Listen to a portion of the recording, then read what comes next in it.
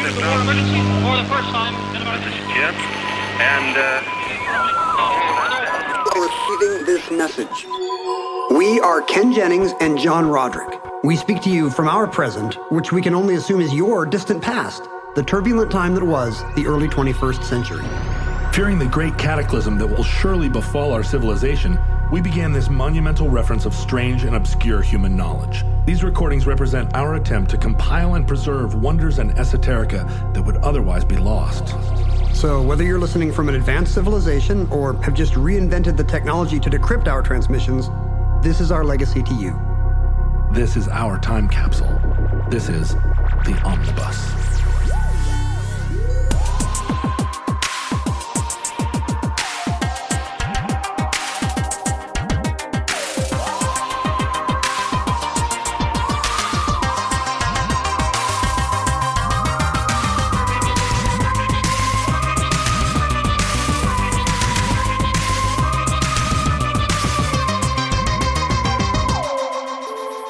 You have accessed entry 826.RV2213. Certificate number 50168. The NATO Phonetic Alphabet.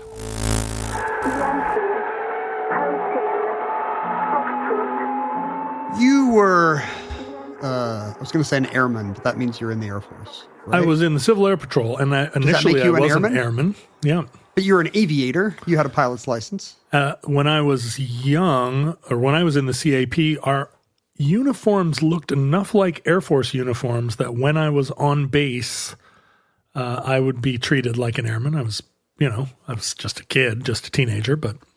You could still, you don't have a license anymore, right? No, you have to keep current, and I am not current. Do you feel like you could still fly, though, if you had to? Oh, in an action movie, you jump behind the stick and... Yeah. I mean, every airplane now has a checklist, so you would just pull the checklist out and go, let's see here. Oh, right. I have a clipboard. I'm good. Carburetor heat.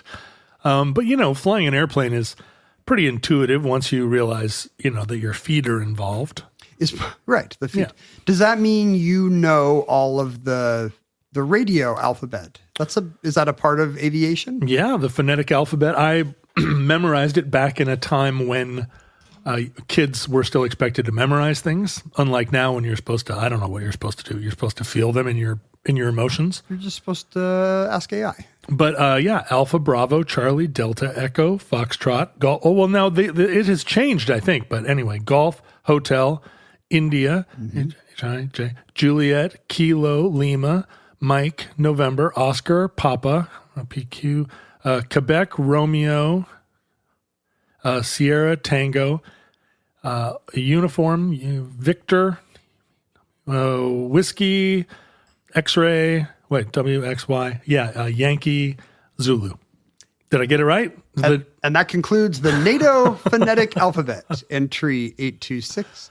I'm embarrassed that I can't just say the alphabet without having to think about it. You were having to think more about which letter comes next than what. If you had to just spell something, let's spell your name in NATO letters. Can you do that quicker? Juliet, Oscar, Hotel, November, Romeo, Oscar, Delta, Echo, Romeo, India. It takes me a second. Charlie. Kilo. It takes me a second on a lot of them. Yeah. But I'm like, what is P?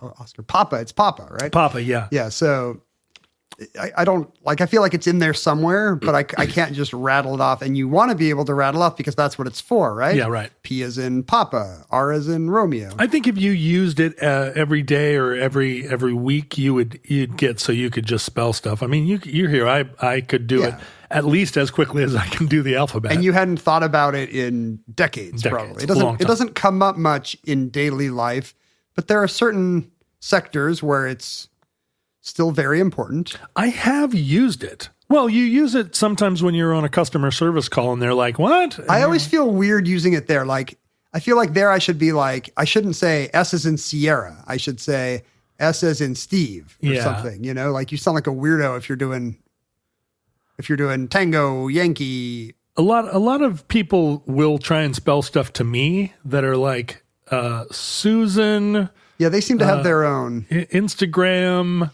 And I'm like, I just do the one, do the normal I was one. on once with an airline, and the guy on airlines it comes up a lot because you have a not to spell your name, which they can usually figure out, but because there's that 6-letter or that 6-character code that identifies your reservation. Oh.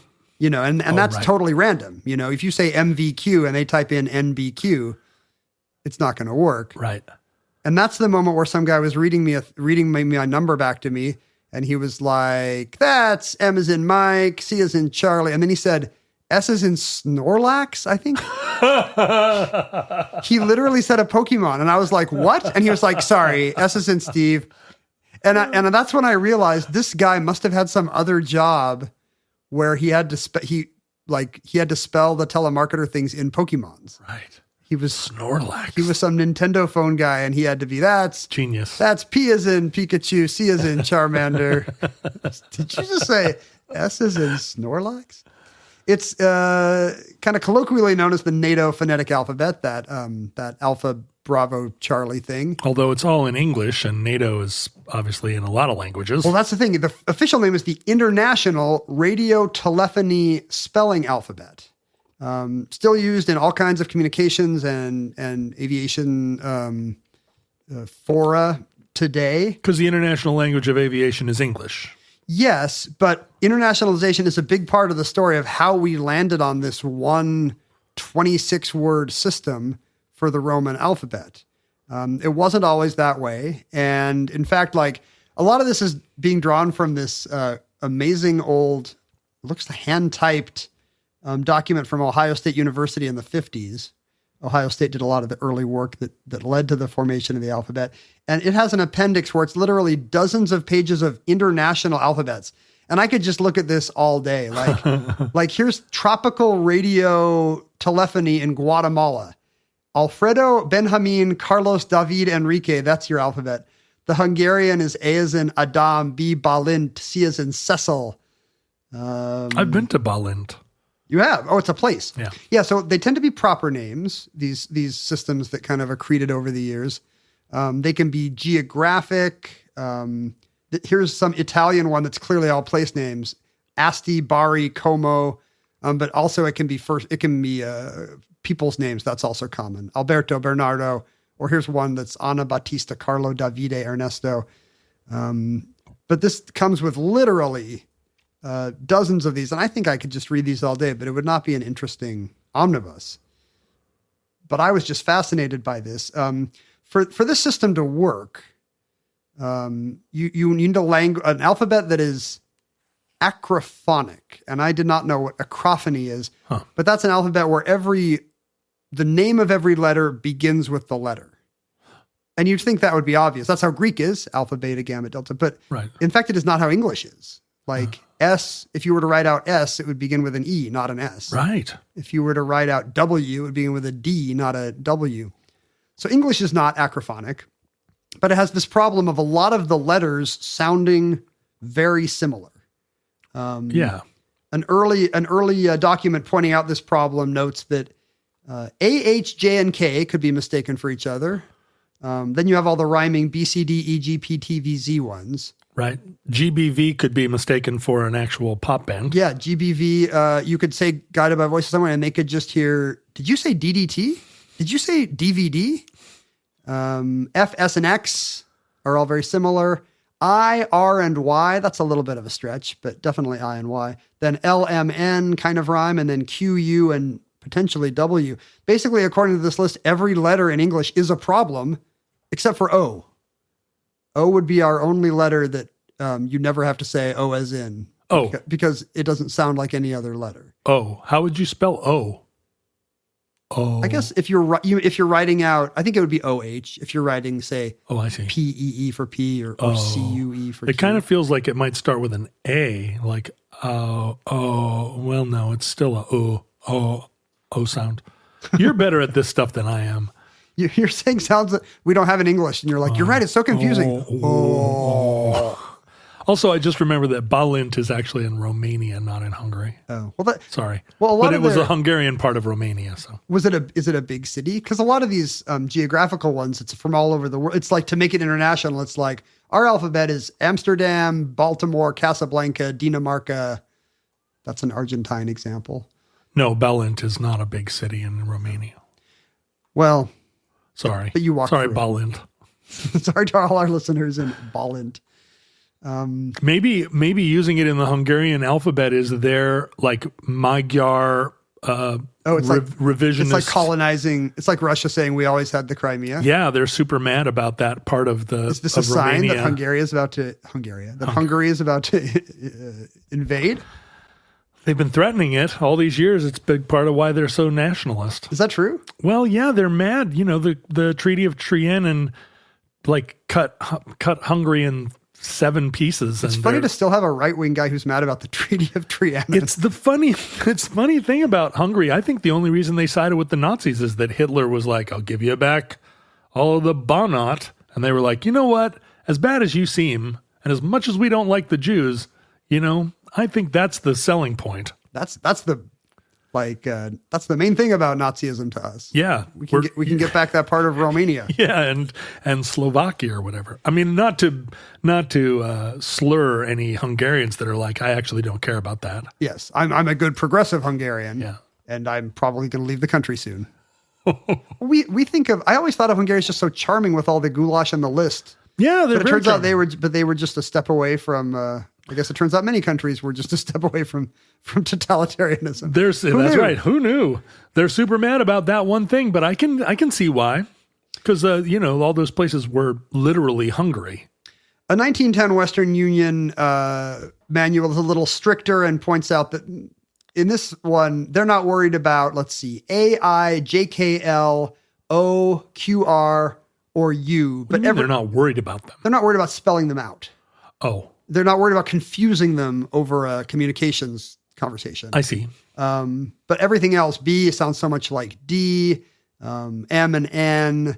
They think there's a lot of problems there. And, this is the idea that you would express an alphabet with a word that stood for each letter is, of course, not new, but it's, in its oldest form, it's like usually part of education. It's a way for kids to learn the alphabet. Oh, yeah. We all had those books when we were a kid, like, A is an armadillo. Apple. B is a... I didn't have a book that said A is an armadillo. Yours said apple? Weird. Yeah. I feel like armadillo is the standard. Well, we're in Washington here, and apples are the number one thing we understand as children. It's the main thing we're taught. I think I might have said armadillo because, well, first of all, a lot of those books do have animals. Mm-hmm. So it's like A is for aardvark, B is for bear or whatever. But I remember getting one aardvark? from... What part of the world are you from?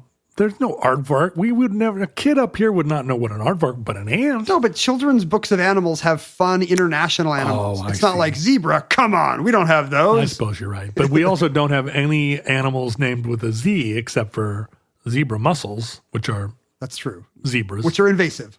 We don't have zebus here. Nope. I do remember having one book as a kid where they would try to do all animals, but then you knew they were going to punt on X. Like all these books would converge at X because it would either be X-ray or xylophone. Right.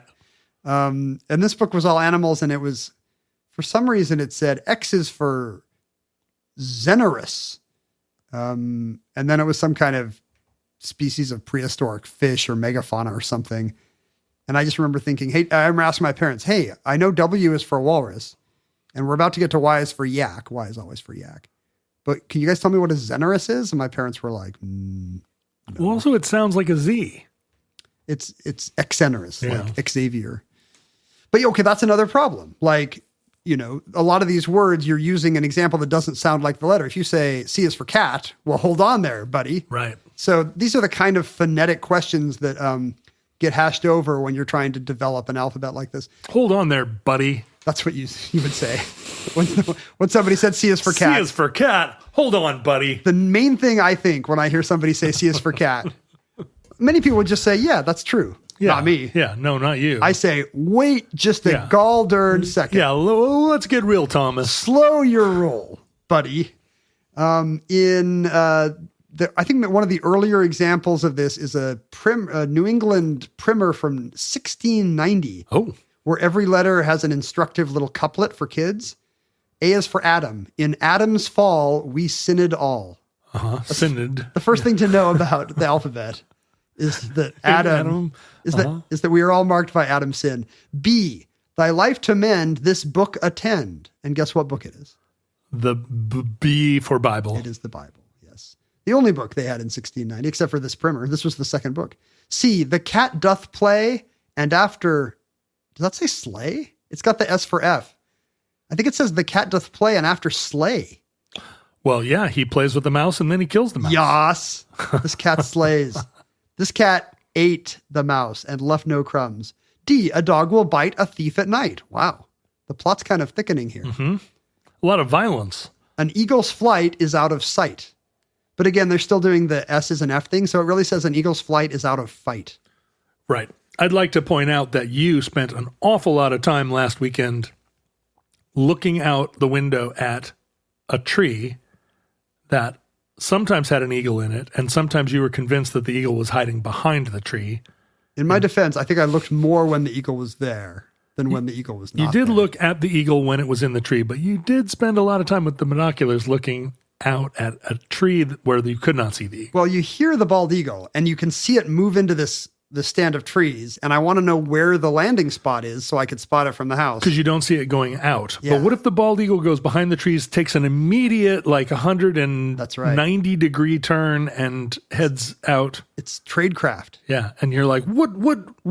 It must be still in the tree. It's like in a movie where it's like, we got him. It's a blind alley. We got him now. He's on a scooter. And then, oh, wait, we lost him. Zoom. Oh. Right through a crack in the wall. Here's what I've learned about an action movie. Never say, we've got him. This is a dead end. That's right. That has never ended well in the history of the movies.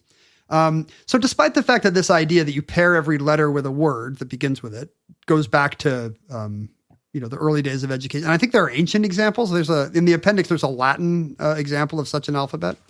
Which I presume is classical period. Do they illustrate the letters in those books with pictures of the animals, as I recall them doing in my children's books? I mean, here I'm looking at in Adam's Fall We Sin It All book, and there's a sad Adam next to a tree. It's a very primitive woodcut. Oh, Adam. You had one job. Come on. I guess he had two jobs. Yeah. You can eat from all the trees. The second job 1A, just don't eat from the one tree. Not the one. There's just one tree you can't eat. But the subheading of that is don't listen to your wife. Yeah, words to live by. That's what we want the message of the show to be. Hilarious mid-century dads. Horror. Who wants to buy the new Omnibus Happy Wife, Happy Life mug? It's coming soon.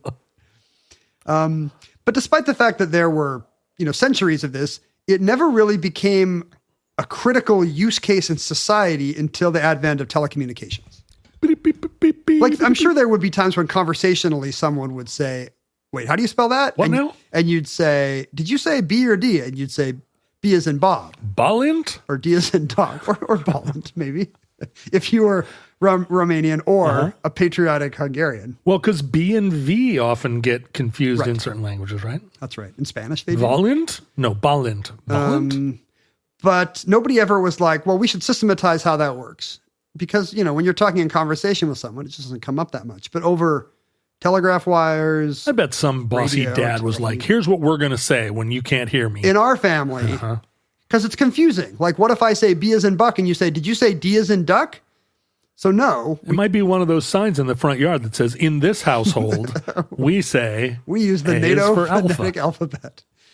In fact, the earliest record we have of somebody trying to systematize how this would work is in a 1910 edition of the Western Union's internal journal, which I assume you have every issue of here somewhere. Where is my collection? Where's the 1910 Journal of the Telegraph, where they tell their clerks that there should be two methods. One is just kind of do the same thing you were always doing spontaneously, just use a proper name that's explanatory. Say S as in Susan. That's fine. Then they'll know it's not F as in Fusen. But they point out that there's a downside to this, like for Q, U, X, Y, and Z, a name might not readily leap to mind. Yeah. Quebec or Quebec. I mean, that seems dumb because you and I are like, no, it's Quentin, Ulysses, Xavier. I don't know what Y is. Yalu, of course, for our friend Yalu and Zachary. But they point out that might take a second to think of. I see. So they have another method, which is you give the two preceding letters. So if somebody says, my name's Madison, and they say spell that, you say KLM, I guess for A, you're in trouble. BCD, Right. GHI. But somebody like me who can't remember how the alphabet goes. Like, can you just think of a letter and jump back? B's 4G. No, I how can't. How would you say Q in this alphabet? Go. RSTUV. Don't you have to go back? Oh,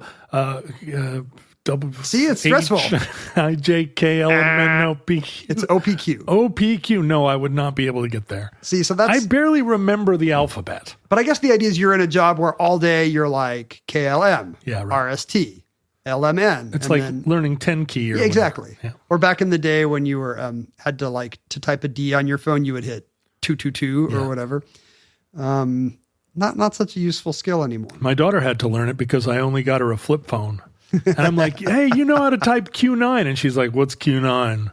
Oh, yeah, that's what it was called. I was like, what's Q9? What are you doing? And she's like, just doing this terrible thing because you won't get me a smartphone. Ken, I know you've already made the transition to Mint Mobile, but I have an anecdote, a hilarious anecdote.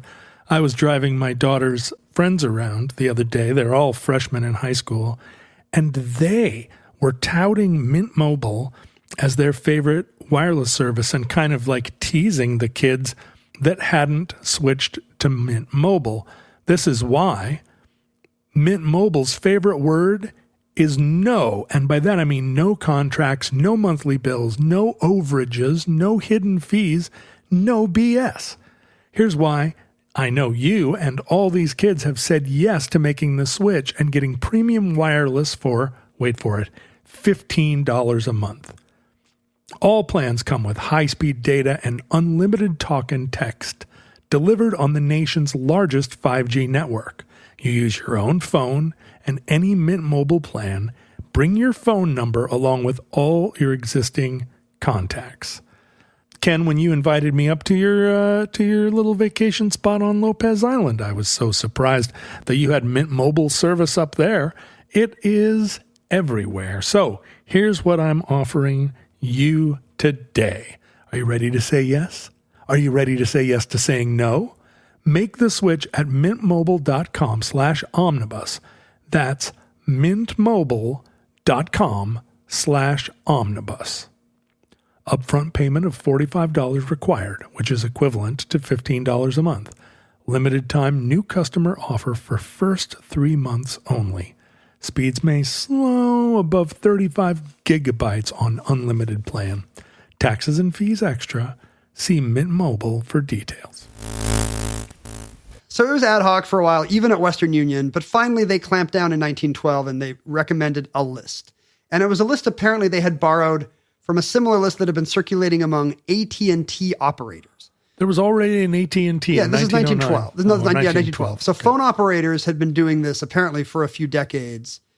And, because they would have the same, I guess, what's the use case for them? I guess when you're dialing a number, there were still letters in the exchanges. Yeah, that's right. And it would be a big difference if you were saying, I want FD versus SB. Yeah, it's Morford 3 7124. Oh, yeah, but maybe you would just say the whole thing. I don't know. I guess you could be spelling a name. Because for a telegraph, you're often telling them you want to send it to such and such a place or person, and here's the message, and they're going to need to spell proper names. Right. I don't know what a telephone operator Oh, well, needs it but for. that was at a time when you could say, connect me to Ken Jennings. And give a name. Yeah, that's probably what it is. And they have to look it up in a book. And they're like, and so they had their alphabet was the following. It was mostly geographic, but with some proper other people's names mixed in. Adams, Boston, Chicago, Denver, Edward, Frank, George, Henry, Ireland, Jersey, King, Lincoln, Mary, Newark, Ocean, Peter, Queen, Robert, Sugar, Texas, Union, Violet, William, X-ray, Yale, 0. An interesting thing about this in hindsight is that with one exception, none of these are words in the current radio telephony alphabet. Right. These are all words we don't use anymore, except for X-ray, where all things converge. And it does seem like this has been standardized with some attempt to not have the words sound like other words. Like, M is not Mary and B is Barry, because that would be this, or N is not nary, because that would be the same problem. I think nary would be kind of a stretch. N is in nary, that word we often say. In Adam's Fall, we sin it all. That word we say nary once. But there were a lot of early lists, and these lists changed over time. Ireland quickly became Ida in Western Union. Right. Very popular name at the time. And it's speculated that it was because Ireland sounded like Ireland. Like people would say Ireland in weird... Ireland. In weird dialectic ways. Maybe it was part of an anti-Irish hysteria at the time. That's right. We don't want to say Ireland. Can we not talk about those people? Jersey became John and then James. Newark became New York, maybe just for familiarity. T was Texas, then became Thomas. Just anti-Texas. Still.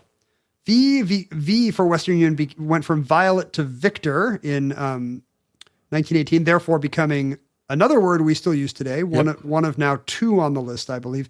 But then in World War II became Victory for propaganda reasons. How smart. You don't want V to be Victor when Churchill's out there saying, "We for victory." And then Y went from Yale to Young. And again, it's unclear why. Like the new version of the manual doesn't say, we found that that Queen sounded too much like Frank or King or whatever. They don't explain the rationale. Well, except like if what you're receiving is yeah, you're like, who? Yellow? Yo? Yeah. It should be a word that's, so you can just, using common sense, you can think of some of the problems. Yeah. It should be a word that is familiar to all. So nobody has to be like, did you say Newark? I've never heard of Newark. You want it to not sound like the other letters. You want it to spring to mind easily. You want the spelling to spring to mind easily. Like you don't want to say P as in psychology. Mm-hmm. Although I think there is kind of a funny alphabet that uses that premise that it's all it's all silent letters. Uh-huh. Yeah. Like at first they would like there was some discussion of whether it even had to be at the beginning of the word. Like should it be D as in ladder? Well, no, it should not be D as in ladder. Like that's a terrible idea. And until 1914, AT&T operators were still using the 3-letter BCD, CDE, NOP kind of method. There's some thinking, and this is mostly by military tradition, that all of these alphabets originate in the Navy. The Navy were the first people to, like even before the invention of telephony or even telegraphs, they were looking at flags, a flag alphabet, and relaying those letters one at a time, in a situation where it'd be very important to not mistake a B for a D. But it'd be really hard to say bravo with flags just to, if the other person was like, did you say B? Right.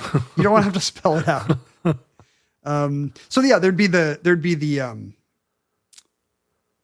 unconfusability of different flag positions that you'd keep in mind when designing the semaphore alphabet. But when you're relaying, when you have one person, because I think what's common is one person is saying what the flags are saying and somebody else is writing them down. Yes. And so for it's cases like that where you might want, and so the United States had these military codes, I think some of which are attested back to some back to World War I.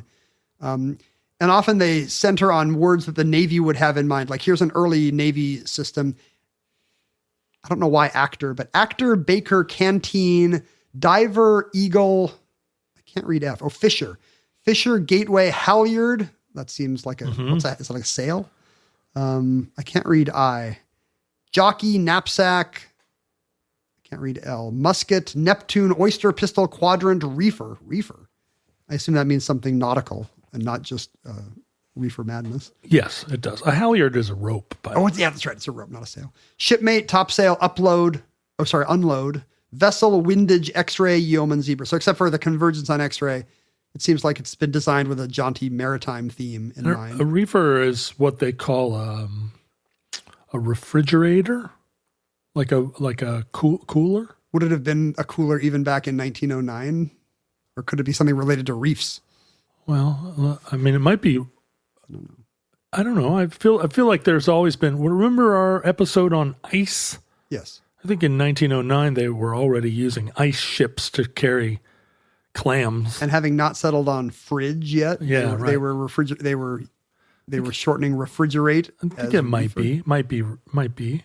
But there's a ton of military systems. Like this one seems to have been written with brevity in mind, and that's something else to consider. Right, like, of course. Is it bad if it's long words like halyard and knapsack? Shouldn't it be this one? Ashback, chain, dog, egg, fox, gig, horse, ice, Jake, I think. Ashback, chain dog. Lash, mule, net, oak, page, quail, raft, scout, tile. And then there's others that have very long words. Like here's a military alphabet from a decade later. A is for affirmative. And then there's some short words. Boy, cast, dog, easy, fox. But then you get to I for interrogatory. N is for negative. O is for optional. P is for preparatory.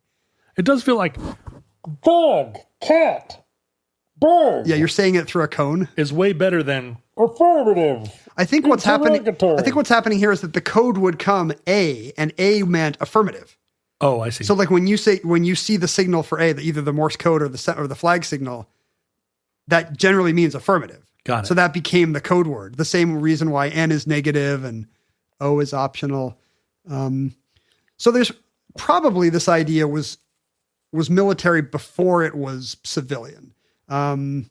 But then amateur radio had its own, of course, right? Shortwave. Yeah. Once ham started hitting radios in the 20th century, the American Radio Relay League had its own alphabet, and I'm not sure if I'm going to be able to find it here. I don't know where that alphabet is. But what they wanted were, theirs was Able Boy. Let me see if I can find that one. I don't know if I can find it.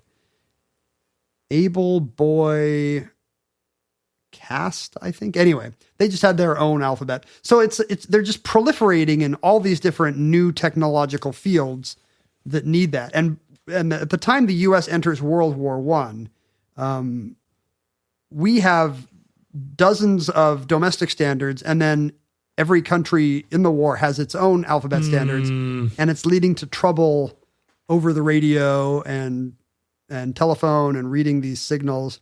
When Patton's trying to communicate with Montgomery. Yeah. This is World War I. Oh, World War I. Yes. Oh, weren't they both in World War I, Patton and Montgomery? They could be. But not talking to each other. And you're right that this is after the kind of the chaos of World War I. This is when there's some realization in the 20s that, next time. Even though that was the war to end all wars. Let's say there was another war to end wars again, even more. Don't stop, never stopping. We would want to avoid all those radio problems, and all we would need is one alphabet. And the ITU, the International, I think, Telegraph Union, standardizes an alphabet that I think is in 3 languages. I think their 3 languages are French, Spanish, and English. So they have one, and it's largely, because of that, it's largely geographic names that would be familiar to people even not speaking that language. The first ITU alphabet is Amsterdam, Baltimore, Canada, Denmark. E weirdly is Ediston. Ediston? Yeah, not even, it becomes Edison later. I don't even know what Edison is. And probably you don't want to make up words while you're doing this. Right. Francisco, Gibraltar. H becomes Havana very quickly, but I don't know what this is. Italia, Jerusalem, Kilogram, Liverpool, Madagascar, New York, Oslo, Paris, Quebec. Got Quebec there. Roma, Santiago, Tokyo, and then Tripoli. Uruguay or Uppsala in Sweden. Victoria or Valencia, Washington, Xanthippe, like a Greek woman's name. Yokohama, and Zurich. Why wouldn't it be Zanzibar? Yeah. Why isn't it Zanzibar? It does seem to be a little bit Eurocentric, this list. Yeah. Which is presumably why. Well, and the fact that it's in French just speaks to the fact that the French refuse to accept anything that isn't in French. Although I can see Spanish. Around this time, at this time, this is enough in the public sphere. The reason why I know this has become like kind of common culture, this idea that over radio or telephone you use this standard alphabet to spell things, is because it becomes the basis for comedy routines. Huh? There's a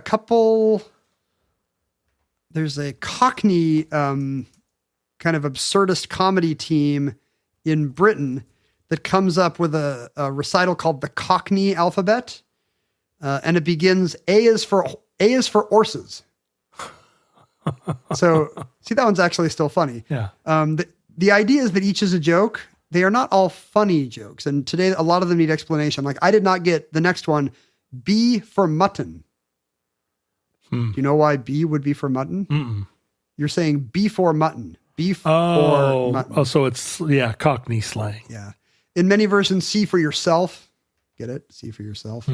But some of them, they don't, you don't know the reference. Like E for Adam is somebody saying Eve or Adam. F for Vescence, that still makes sense. And the Cockney accent helps. G for police. It's chief of police in a certain kind of English. If you don't know who British music hall star or composer Ivor Novello is, you won't understand I for Novello. The same K for Ansis, if you're not familiar with American stage and film actress Kay Francis. L for leather is like hellbent for leather. M for cis, emphasis.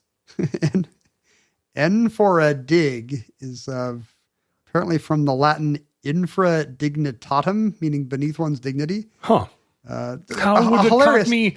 Yeah, so if it's a Cockney who has the accent but also knows a lot of Latin proverbs. But that may be a big part of Cockney culture that we're just not hip to now. Some of them are still funny. O for the garden wall.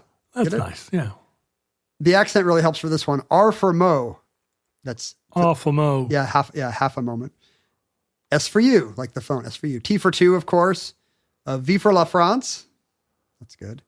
W, that's a hard one. W for a bob, which I guess would be like some kind of a gambling. Do you want to double your? Oh, W, yeah. X for breakfast. Y for God's sake. That's good. I like it. Anyway, so this is enough in the public mind that that there's puns and comedy based on it. But there's this. So the standardized ITU alphabet is kind of an American standard. At the time the U.S. enters World War II. And as we've talked about in other entries, maybe including the last one, this was a time when guys in lab coats had a lot of sway in areas that we wouldn't think so today. Like, now they're all out of work. Like last week, it was what now they're all... Hide your lab coat. Now they're all working at Arby's or heading to China or Europe, I guess. But you know what I mean? Like last week, it was somebody was polarizing phonocryptography or they sure were. Chronophotography. Well, they were figuring out what the mood of music was. That's right.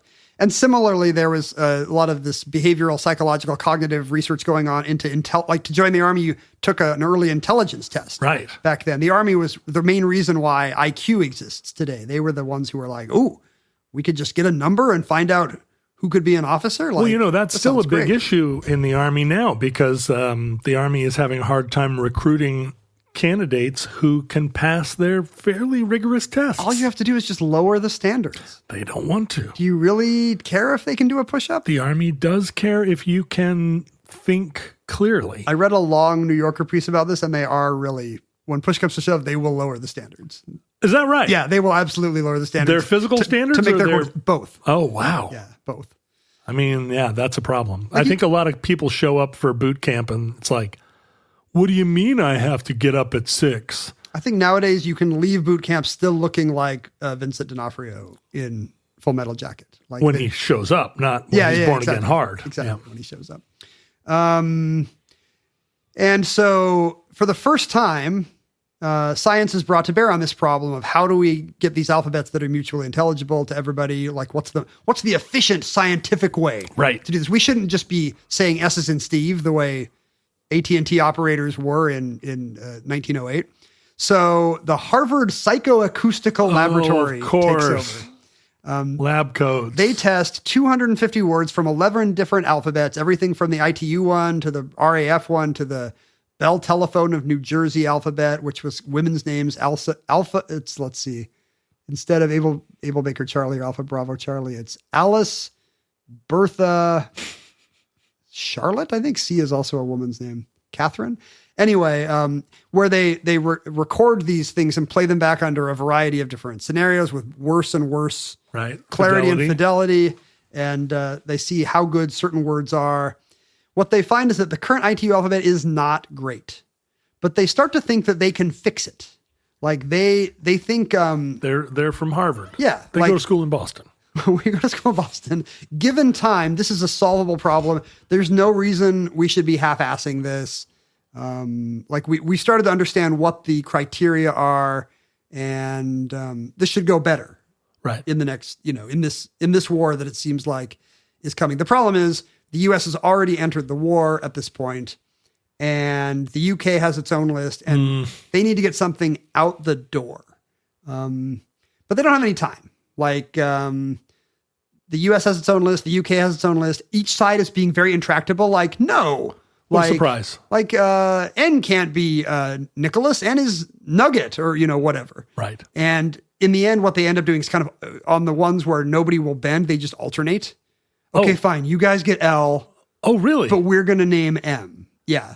So Harvard's scientific principles are immediately thrown out the window when it comes to actual geopolitics. I wonder who they're talking to on the British side. We've got the Harvard side, and then there's some Oxford Don who's like,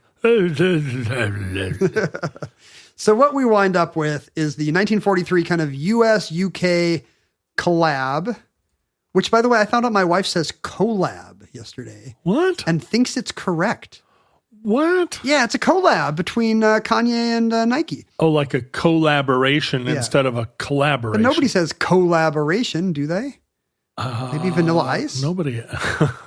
Collaborate and listen.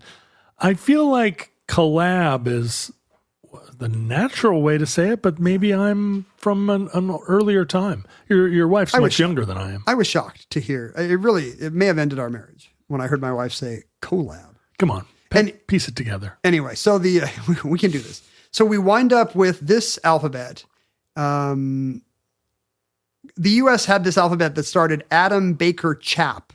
What? Come on, U.S. And by virtue of... Wait, Chap wasn't a British insert? Weirdly, Chap was ours.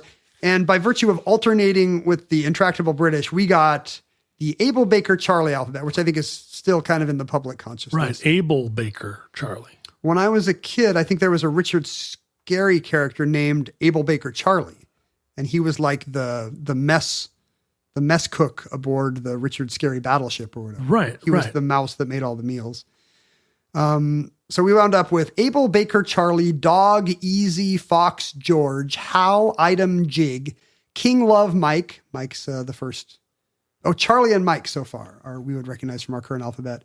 Nan, Oboe, Peter, Queen, Roger, Sugar, Tear, Uncle, Victor, William, X-Ray, Yoke, and Zebra. Zebra being a British insistence. We were actually using Zed. Oh. We had Chap and Zed, and they wanted no. Zebra. They wanted Charlie and Zebra.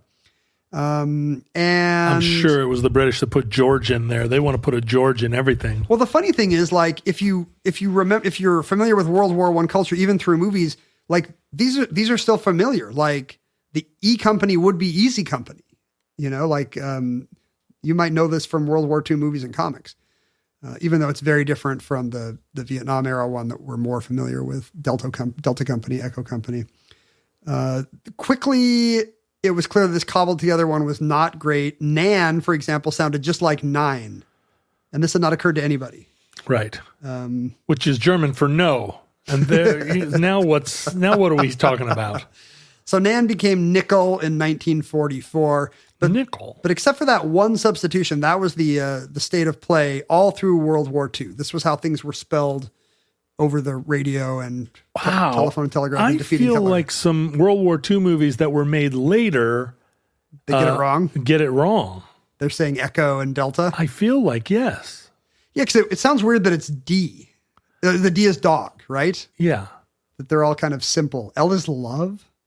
Oh, I don't mind that. In a military context. Hey, love. Oh, I see. It's British. Oh, no, I meant like stop fighting. And oh, yeah, but that's why it's not very good in a military context. Famously, they do not make love. That's true. They make war. But how many times... They hand out condoms if they think that you might be making love. How many times do you think somebody in the Signal Corps was receiving a message and the person said love, and they put down their pencil and stared out the window and just thought like, wow. Just walked off. What are we even doing here? Wandered out of the Quonset hut and went AWOL. In the post-war period, a new technology is added to this military telegraphy, telephony, radio thing. It's become clear that civil aviation is going to be the thing that really changes America. Right. Everybody's got a Cessna 150 now. And I guess very early, I mean, the use cases today are pretty obvious. It's you've got a tail number, right? Yeah. With a bunch of kind of rando letters you're going to have to read. I mean, my dad's plane was November 4 Mike Alpha, and then 634 Mike Alpha. We just said 4 Mike Alpha. And you don't say N4MA. That would have that would have intelligibility problems. Right. So you say November 4 Mike Alpha. But you would call 634 Mike Alpha was our full tail number, but then we would call the tower and just say 4 Mike Alpha. Oh, you get ready. it's like last 4 digits of your social. Yeah. Oh, I didn't know that. They'd be like, right, we know. We can tell you from the other Mike Alphas It out would there. be very unlikely for 2 planes to be landing with the same final 2 or 3 characters. Right. Boy, but what a crazy mix-up if it did. Yeah, it hardly ever would happen. But every time it did, 2 planes would land on the same runway. They would crash into one another, and then it would be in the newspaper again, and then somebody would write a letter to the editor. Why does this keep happening? But civil aviation doesn't really have an organizing body until the ICAO is founded in Chicago during the war in 1944, and then moves to Montreal in 1945. And after the war, they adopt the US-UK Able Baker Charlie alphabet, and actually get affiliated with the UN aborning they become the United Nations Civil Aviation Arm. Oh. That's cool. So international. But the problem is this is only an English language alphabet that the US and the UK have agreed upon. Right. And at the time, there are 3 official languages of civil aviation. It's English, French, and Spanish. Oh, this is too confusing. This is, I assume, not the case today. No. You can't just start speaking French over air traffic control. No. They figured that out. I think it must have been fairly hot on the heels because, yeah, right. If you're flying internationally and you're coming into an American airport and your pilot only speaks French. Speaking French all of a sudden. Or into any airport, right? Even if you're flying into Zimbabwe, which was not a French colony. It was not. It was English. Spain, the Spanish-speaking wing, led by the Spaniards, insist upon and get their own alphabet. Huh. So the ICAO has to be like, okay, we got the US-UK one. And I think the reason why the Spaniards were unhappy and the other Spanish-speaking countries, theirs begins Ana Brazil Coca. So there seems to be some attempt to choose words that would be known to other countries. Dado, Elsa, Fiesta, Gato, Hombre. H as in silent H in hombre. Right. India, Julio, Kilo, Luis, Mama, Norma, Opera, Peru, Quebec, Rosa, Sara, Tomas, Uruguay, Victor, Whiskey. There's really no W in French or in Spanish. So all Spanish words with a W are borrowed from English, basically, or German. Same with K. But everybody drinks whiskey. Yeah, Gwisky or Washington. X as in Ekis, which is their word for X. It doesn't actually begin with X or have an X in it. Don't they have X-rays? They do. EQUIS. Why do they hate X-rays so much? Because it would be Rayo Ekis. The X would be towards the end. I see. Because they put the X at the end. Y is in Yolanda and Z is in, I think it's Zeta or Theta. So they have their own concurrent alphabet, and it's complicated. Yeah, I'm against it. Yeah, you don't want multiple alphabets out there. And finally, science is again brought to bear in 1948. Now that the ICAO is centered in Montreal, a French-Canadian scientist named Jean-Paul Vinet maybe, is asked to really, let's systematize this for good. Let's have an international system that works for all languages equally well, but mostly English, asterisk. Uh-huh. In all things. So that we won't get complaints when this is used in Spain or Japan or Poland or whatever. And so he identifies 5 characteristics that would make for a good alphabet. For the first time, somebody has organizing principles.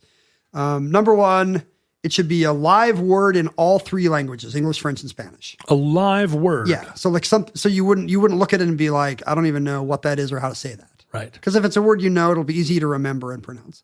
Number 2, it should be easily pronounced and recognized.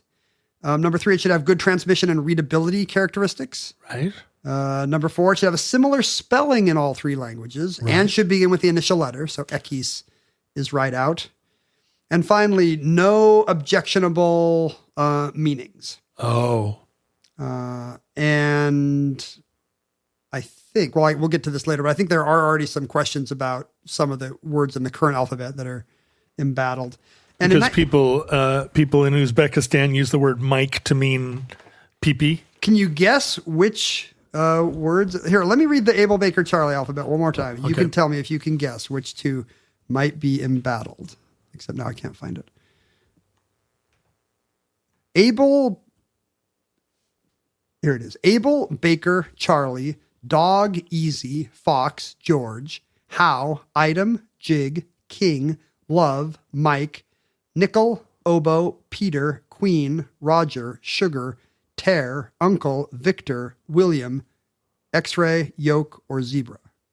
Peter. Well, that's true. Peter. And I wonder if Queen had homosexual connotation. Right. I don't even know. I bet it did. The one that made the list that then got complaints, I believe, is Jig, which we would think of as an Irish dance, but at the time was actually a racial slur. Yeah, right. I guess maybe today, if you're really into old-timey racial slurs, I don't think anybody you is. might know who would be offended by that, but it was like a pretty common and bad jazz age racial slur. For sure. So it was an open thing to be like, let's just make sure if we can pick any word, let's pick the word that offends no one. Well, let me ask you this. You can say all these things in English, French, and Spanish, but how many words in this phonetic alphabet are not pronounceable by someone in Japan? That's exactly right. And I think nobody is really thinking about that at all. Right. Like nobody's like, well, what about Arabic? Or like nobody's thinking about non-Western languages at all. And in fact, I mean, I think that they have thought about some of the interoperability problems even in English. For example, when a Spanish speaker uses the Abel Baker Charlie alphabet, they tend to use different pronunciations. They say obel. Right. So now you have to listen for either able or obel. And you don't want that. You want it to be a word that everyone will say the same. Right. Without the different vowel sounds complicating things. So they come up with a new list in 1952. Let me see if I can find it. Where's the draft list from Mr. Vinay? It's very close to what we have now, I believe. I think, okay, this is what's proposed in 49. Alpha, Beta, Coca, Delta, Echo, Foxtrot, Golf, Hotel, India, Juliet. So that's a long run. Oh, it's still Julieta then. Kilo, Lima. So that's a long run. That's the same. Then Metro, Nectar, Oscar, Polka, Quebec, Romeo, Sierra, Tango, Union, Victor, Whiskey. I can't read X, but it must be X-ray. Yankee, Zebra. So it's about half of our current alphabet. But what you have is all these old-timey Abel Baker Charlie guys from the war who are now all in civil aviation or radio or whatever. Almost half the people would be, right? Yeah, exactly. Everybody served. And they do not want to learn. You know what middle-aged white guys love is learning a new skill. Right. So none of these guys, like it's like just trying to, teach a Fortran programmer C, or try to teach a PC guy to use an iPhone. I wonder if my dad, because this feels like the type of thing that pilots in the 1980s would still be saying Abel Baker Charlie as a way of communicating to the guy in the tower that they were, because it's all about, like I outrank you by virtue of being old. Right. So it doesn't seem like this is going to take off just because of all these I outrank you by virtue of being old guys until once again, science is called upon. Science. This time there's a similar kind of acoustic lab at Ohio State University, and we're going to finally get data on what works here and what doesn't. And they just get a bunch of, there's a big ROTC there. So they get a bunch of ROTC seniors to say, all the possible words in a bunch of different communications conditions and see which words are most understood and which are not. And guess what? The new alphabet works a lot better. Oh, how interesting. Yeah. Head to head, Alpha Bravo Charlie kills Abel Baker Charlie because it's been designed to work out the kinks of Abel Baker Charlie that everybody knew about. But there is again room for improvement. I think we know that Coca, Metro, X is for extra. It wasn't extra. Extra? Yes. Read all about it. And so to solve the problem of X being for a word that starts with E, it becomes X-ray. I I don't know what the issue was with Metro becoming Mike. Metro, what could it have been? Coca becomes Charlie, which is a step back to Able Baker Charlie. Later, Foxtrot, Union, and Zulu become, Fox, is that right? Fox, Union, and Zulu become Foxtrot, Uniform, and Zebra. Or maybe that goes the other way. Yeah, Zebra must go to Zulu. And then they do test sessions again with those over and over. It becomes a whack-a-mole problem. Like if you decide that you're going to change Zulu to 0 to solve some problem, suddenly you might have another collision. In this case, 0 kilo. Oh, right. So but also like 0 could be to a Greek spelled with an X. Oh, that's right. Well, 0 could also mean 0, because you also have the numbers. Right. The numbers are their own funny thing, which I did not know. Did you know to this day you're supposed to pronounce the numbers real weird? I did not know that. You're not supposed to say 3. You're supposed to say tree. 4 is officially pronounced four in the International Radio Telephony Spelling Alphabet. It's 2 syllables. 5 is fife. I feel like I've heard people do these things, and I always just assumed it was because they had a stroke from the South, or it was some kind of. Are you Pennsylvania Dutch? Yeah, like four. Four. What are you talking about? And then famously, the one that everyone does, 9 is niner. Niner, right. I assume to solve the 5/9 problem of them, hearing a long I over your thing and not knowing what it was. Anyway, so they're judging confusability on all these words at Ohio State, and they get a final alphabet that still has a collision that no one has thought of for some reason. It's up to the Brits to say, hey, do you know you still have N is nectar and V is Victor? Like, these sound an awful lot alike. Thank you, Brits. And that's why it becomes either November or Nugget. There's a long discussion over whether it should be November or Nugget. Because November in French and Spanish would be recognizable. I guess it's cognate to their Noviembre. Yeah. I mean, I think at this point they're moving away from the English, French, Spanish thing, maybe a little bit. Right. I don't know. It's a very complicated thing, and they're taking a lot of feedback from the people who are going to work with it, which includes a lot of these Able Baker Charlie era guys. Right. The last thing you want to get is feedback, let me tell you. So there's a ton of back and forth. For example, one of the things they are thinking of is like, are any of the words just inherently repugnant? Like, are we making people say words that kind of feel gross? Like Spanish speakers don't like saying jig because it's hig. Oh, right. Which to them just sounds weird and unpleasant. Yeah, hig. It's got bad vibes to say hig. Whereas hotel is a great idea because they love saying hotel. It's super fun for them to say hotel. So they're like, oh, good. Hotel is one of those words like taxi where it's every language. Right. It's just, or stop. It's just like everybody gets it. Hotel. And when you look at the list, there is kind of a lot of that, like are geographic names good because they're all the same, or are geographic names bad because you might actually be saying a geographic name in air traffic control? Like right. That was the argument against, for example, the only ones left, I believe, are Lima and Quebec. Oh, India. India was going to be changed to Indigo for that reason. Like, what if we're talking about India? We don't want someone to think we're talking about the letter I. Right. But in the end, I don't know. It won out. It won out.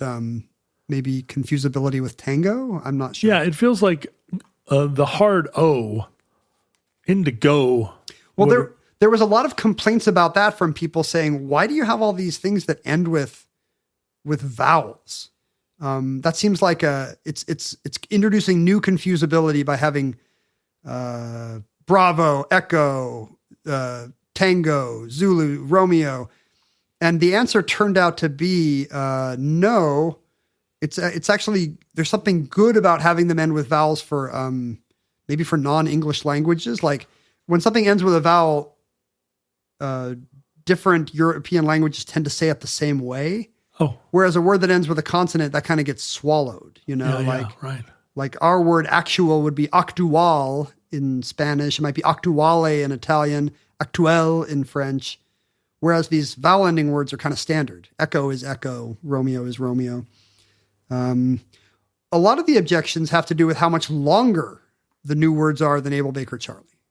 Like there's more syllables in this alphabet. Alpha, Bravo. I mean, it's not true in Abel, Baker, Charlie. Those are all 2 syllables. Oh, I guess so. But the other one had like a lot of dog and fox and short words like that. And they said, the old timers were saying, why are you changing fox to foxtrot? You're making communication slower. You're going to gum up the works. This is an efficiency era. And the answer turned out to be that that's not true. For one thing, when you say short words, you tend to introduce a space that is equal to the space you would save with a different unstressed syllable. Oh. Like somebody saying fox, dog, and somebody saying foxtrot, dog, use the same rhythm. I see, sure. And also, the other problem is the longer word means a burst of static or of lack of clarity doesn't. You can still recover. Trot. Yeah, you can still recover. Trot. Whereas a shorter word might just get lost. I believe, the only 1-syllable words left, I believe, are golf and Mike.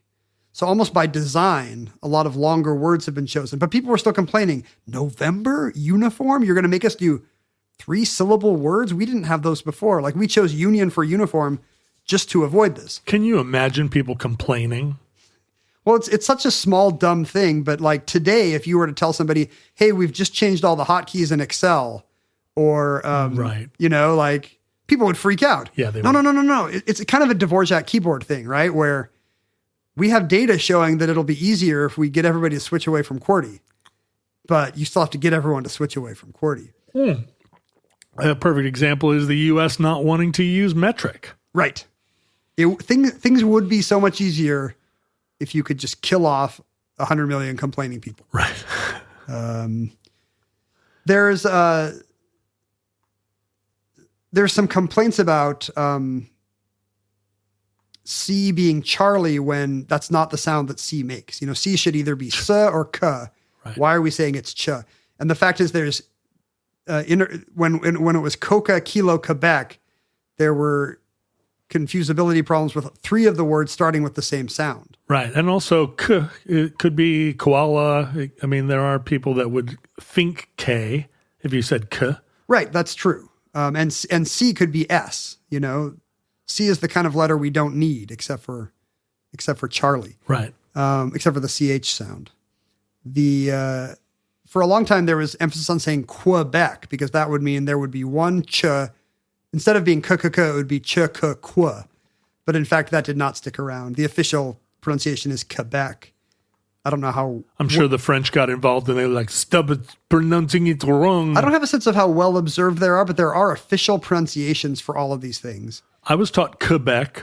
And they're supposed to go by, you mean for radio purposes? Yeah, when I learned the phonetic alphabet, like I don't think I immediately started saying, I'm going to Quebec.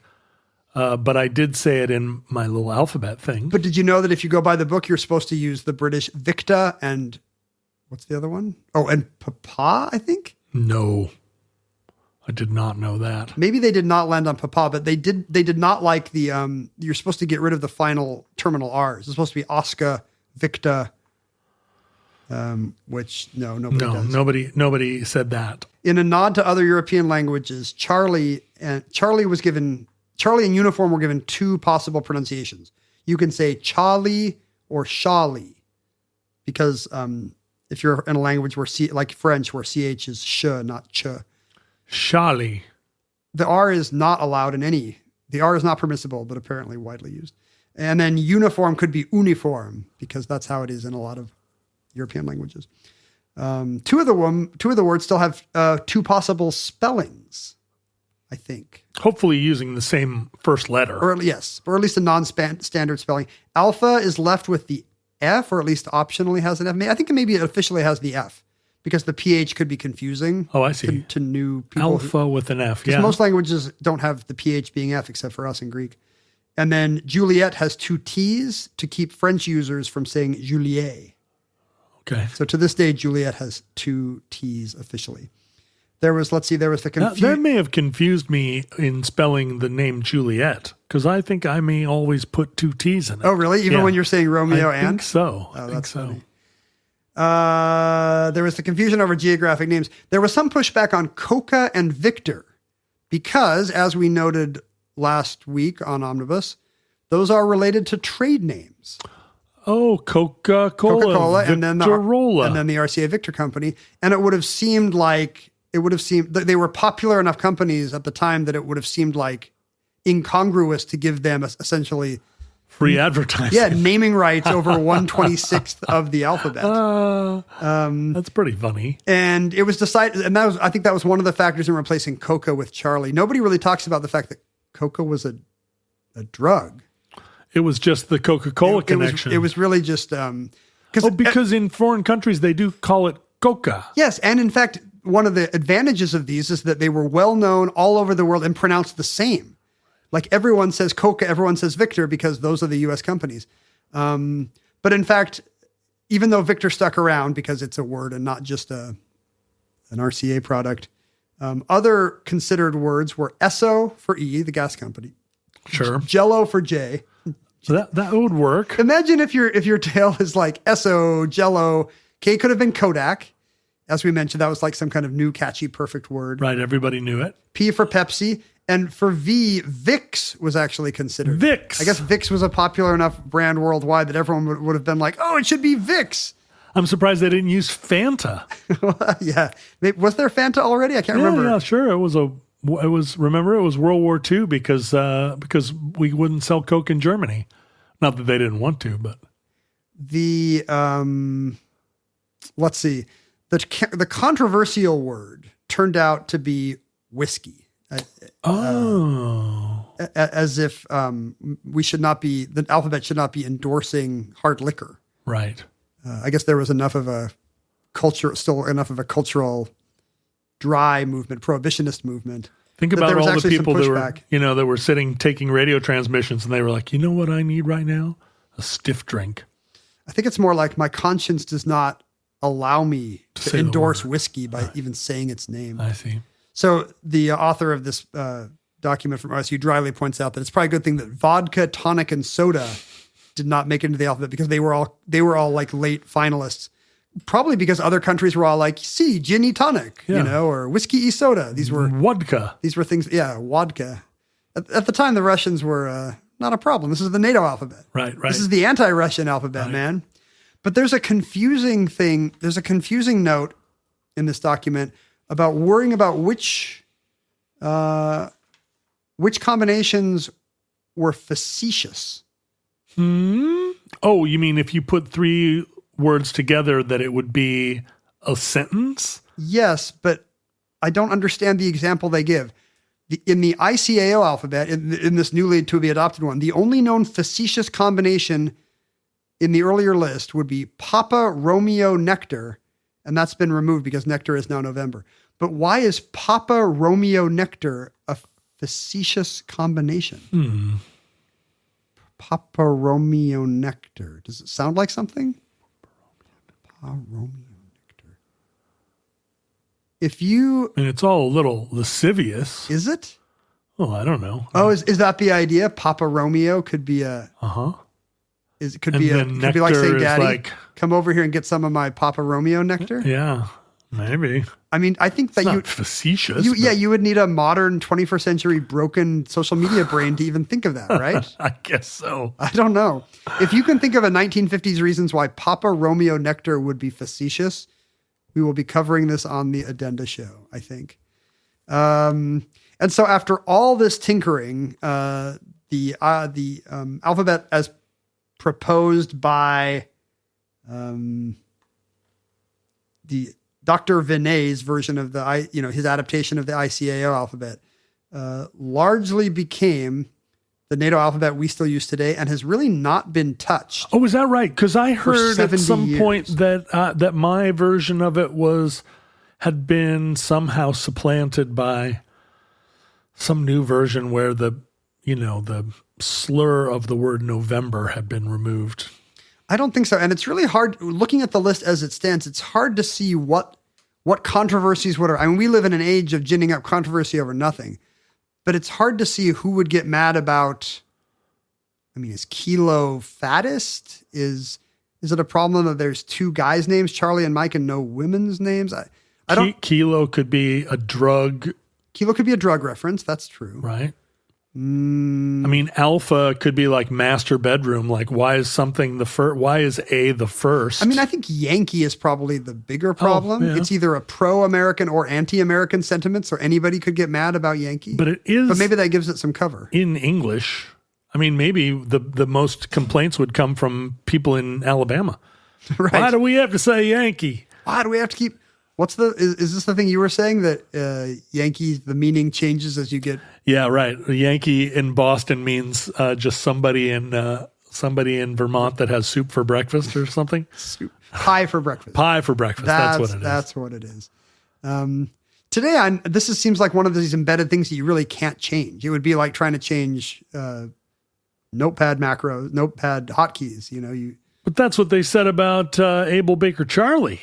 Everybody thought Abel Baker Charlie was permanent, but this has withstood 70 years of cultural shifts. How long? If anybody's going to wokeify or de-wokeify the NATO alphabet, I haven't seen rumblings. How long do you think it will be before there's no such thing as like radio communication? If all voice communication is gone, or is all just done by it's all digit, like it's all bleeps screen. and bloops? Yeah, like if your screen says NC10, you don't need somebody to say, is that Nancy, November, Charlie? That's a good question. Do you think it's used less now in commercial aviation than it used to because people are reading readouts more than talking? They all have to talk to each other and they all still use it. So no, I mean, as long as there are pilots in airplanes, but that's not going to last forever. Airplanes are not going to have pilots in our lifetimes. Are military and aviation really the only two sectors still using this? Probably ham radio, right? Yeah, but who's still a ham radio? Actually, every time I make a ham radio reference, I get like a strangely large number of DMs or, like whatever, communications from people that are like, hey, I didn't know you were into ham radio. You should come to our ham radio meeting. And I'm like, I do not live in St. Louis, my friend. People does not stop people from inviting me to be on their trivia team. Hey, we just made the finals at our bar. Could you come? We're in Charleston, South Carolina. I went to my daughter's school open house last night, and her theology teacher, she goes to a Catholic school, he got up and introduced himself. He's a millennium, and he said, the two things I'm really interested in are the local music scene and trivia. I go to trivia like 3 nights a week, and I'm really into local bands. And then he's the cool theology teacher. As we're leaving the class, I'm like, hi, nice to meet you. You seem like you're going to be fun. And he had no idea who he was talking to. None. The one thing I thought might change this would be, what if we did the opposite of what they did in 52? And what if they made every letter sponsored? Oh, wow. Did you come up with a version of that where they're all like trademarks? I was joking about it on Blue Sky and people were like eager to jump in and be like, haha, F is for Fanta or whatever. Right. I guess what you want is the funniest product for each one, right? Like it would be the highest bidder. So it would not be A is for Advil. It would be A is for AMC microchips or whatever. Right. Or some new company called Adventurix. Yeah, that would be the problem. Yeah. It's some crypto thing. I guess how long before there's some Gulf of America, like we hate NATO, so we hate the NATO phonetic alphabet kind of thing from the current administration. Like A shouldn't be Alpha. A should be Appalachians or something. The funny thing about all of that stuff is that every one of these things that becomes a total fixation of the new era, they're all just like such clownish, dumb, this is what you're worried about right now? The Cracker Barrel logo? I mean, in one sense, I'm grateful because it seems to mean that they're not actually focused on real things. Every second they're thinking about the Cracker Barrel logo, they're not like, how can we make sure fewer kids get vaccinated? Yeah, exactly. So every one of them I kind of celebrate, like, yeah, you guys, it's totally the NATO alphabet, man. It's keeping us down. The NATO alphabet has gone woke. We're sovereign citizens here. Just keep them occupied until it's 2028. Suggest a sovereign citizens alphabet. That's what we need. Army Bible. Army Bible Christ. Yeah, Army Bible Christ. This writes itself. Deuteronomy. Yeah, Deuteronomy. That really trips off the tongue. And that concludes the NATO phonetic alphabet. Entry 826.RV2213. Certificate number 50168 in the omnibus. Futurelings, social media is a real garbage fire. And more, I'm just feeling like everybody that replies to me in any way other than, yes, John, thank you, we appreciate you, we love you, I'm just like, block. Is in your face. Block. Well, I think you're not wrong. I think what's happening is that social media has been so ingrained in the culture for a decade or two now that people have forgotten what they would actually say to you or to someone who said that to them. Right. They just feel like they would never come up to you and say a rebuttal or try to explain your joke back to you. But this is just routinely how social media works because they've forgotten what they would say to somebody on a bus or at a party because that never happens to them. Yeah, they haven't spoken to a real world person in 6 weeks. I saw a comedy writer I like put a joke on Blue Sky and somebody replied, waka, waka, waka. And he was like, can you imagine if somebody just came up, if someone said that to you in person, like it's the most perverted thing someone could say is if you make a joke and they say waka, waka. Everyone just act normal. Yeah, stop it. But it's too late. Stop being Fozzie Bear. It's too late to not be normal. I mean, I always want to say, hey, touch grass, but I'm afraid that it's like some kind of incel insult, and I'm not anymore sure. You're afraid it's the kind of thing you would insult an incel with, or an insult that an incel would make? Yeah, that it's some sort of internal like men's rights like insult. I think touch grass is non-partisan. Touch grass is really good. It's such a good thing to say, but I don't know. I'm afraid to. You can't even insult somebody anymore without potentially revealing yourself as a Gordon Peterson, or what is his name? Jordan Peterson. I pronounced it in the Spanish way. That's the Canadian version. Oh, wait, he is the Canadian version. He is. There should be a more Canadian version of Jordan Peterson named Gordon Peterson. But instead of just saying weird things about seed oils, he's just really into the Calgary Stampede or something. What would Gordon Peterson like? Hockey. Gordon Peterson is an acoustic guitar playing Canadian songsmith. He's a truck driver who enjoys the Toronto Maple Leafs. He loves Omnibus, Gordon Peterson does. So much. But if you want to find Ken and myself out there on social media, we're both old enough that we got Ken Jennings and John Roderick pretty much on every platform. We didn't have to say John Roderick 18 or Ken Jennings 1974.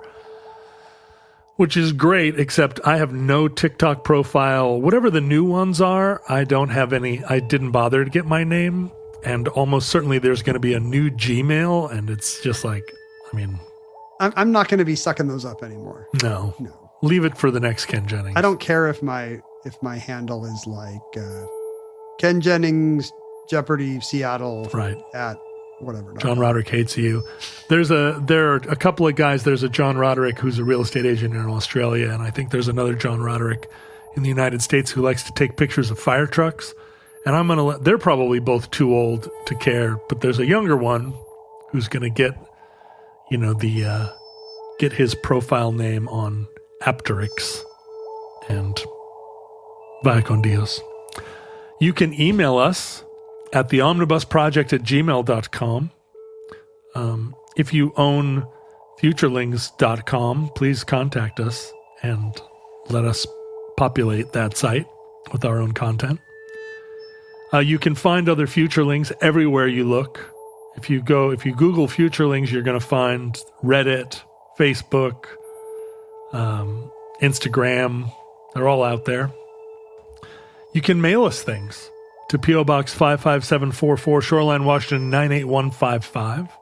I have some postcards right here that what people do you have got? mailed us. What have you got? Mailbag, feed bag. Brandon is the one who sent us the letter opener that I tried to get through.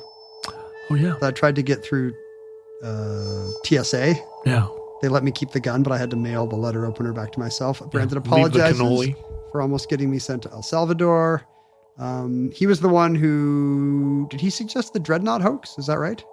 Yes, that's right. He was, because he's omniversal hypercoral. Yeah. If you give it a very high Patreon level, John and I will do pretty much anything. Basically, we'll try and take your letter opener through customs. We have not hit our limit yet of what we would do on our OnlyFans for the top level of Patreon. That's right. We will debase ourselves. Try us out.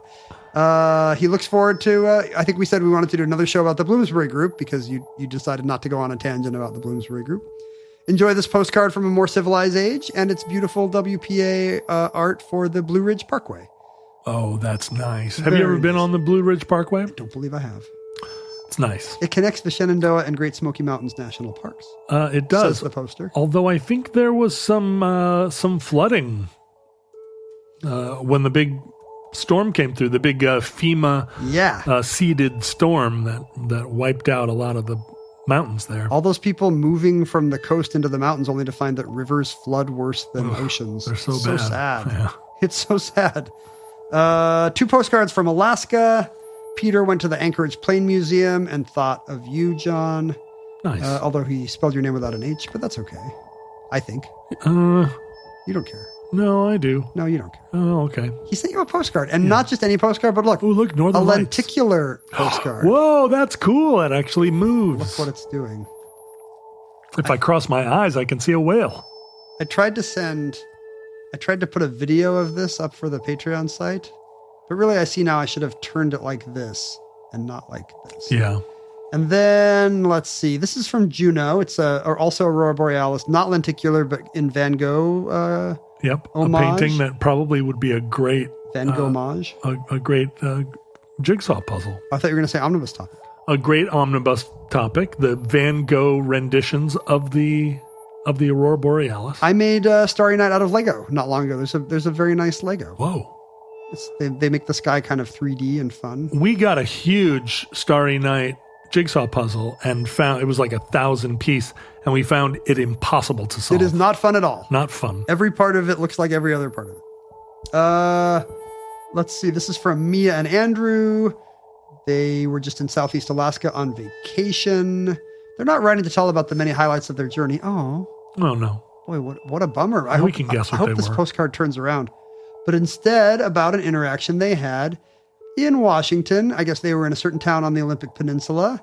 It appears that Mia pronounced it squim. Yeah. To her partner's great shock and horror, he insisted it was sequim. No, that's wrong. I can only assume... Thank you, that's very helpful. Don't your parents live there? They do. I can only assume my superior knowledge of Washington small towns has been absorbed from y'all over my years and years of listening, so thank you. They like omnibus on their road trips. Wait, is she saying that she's thanking us because she could beat her husband at a... Because of omnibus, her husband looked dumb. Because he should... Well, I guess she says that they listened to it on their road trips, but he apparently was not paying enough attention. No, he was probably navigating or trying to, not crash. He was nodding off. Thinking about the Roman Empire. Apparently they're from... Yeah, that's right. He's thinking about aqueducts, of which Squim has so few. If you're ever in Durham, I hope you visit DeKine's Kava Bar for all your non-alcoholic beverage needs. I have to wonder if these two people run a Hawaiian-themed bar in Durham, North Carolina. Or if they just recommend that's the one place you must go while you're there. I was just in Raleigh. And you missed a chance to go to DeKine's Kava Bar in next door Durham? I did miss it. If you went to Duke and want to explain to us the appeal of DeKine's Kava Bar, you can send any such correspondence to Omnibus Project, P.O. Box 55744, Shoreline 98155. I'd also like to encourage you, as you just heard, there are so many benefits to joining our Patreon at patreon.com/omnibusproject. Listeners, from our vantage point in your distant past, we have no idea how long our civilization survived. We hope and pray that the catastrophe we fear may never come. If the worst comes soon, this recording, like all our recordings, may be our final word. But if Providence allows, we hope to be back with you soon for another entry in the Omnibus.